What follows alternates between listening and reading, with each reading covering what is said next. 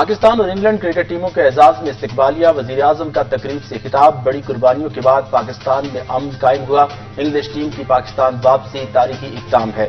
English team کو پہلے test میں کامیابی مبارک، پاکستان دوسرے ٹیسٹ میں کم بیک کرے گا۔ پاکستان میں کھیلوں کی ترقی کے لیے کوشاں ہے، بابر اعظم کا فیوچر گریٹ ہے۔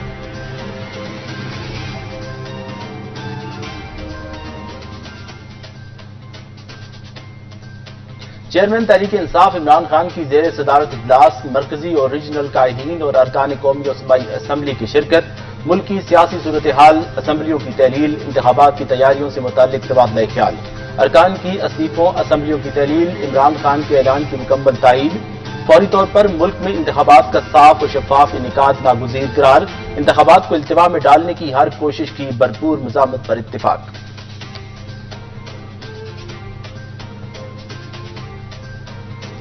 سابق صدر آصف علی زرداری کی چودھری شجاعت حسین سے ملاقات، پنجاب سمیت ملک کی مجموعی سیاسی صورتحال پر تبادلہ خیال، وفاقی وزیر طارق بشیر چیمہ اور رخسانہ بنگش بھی ملاقات میں موجود تھے۔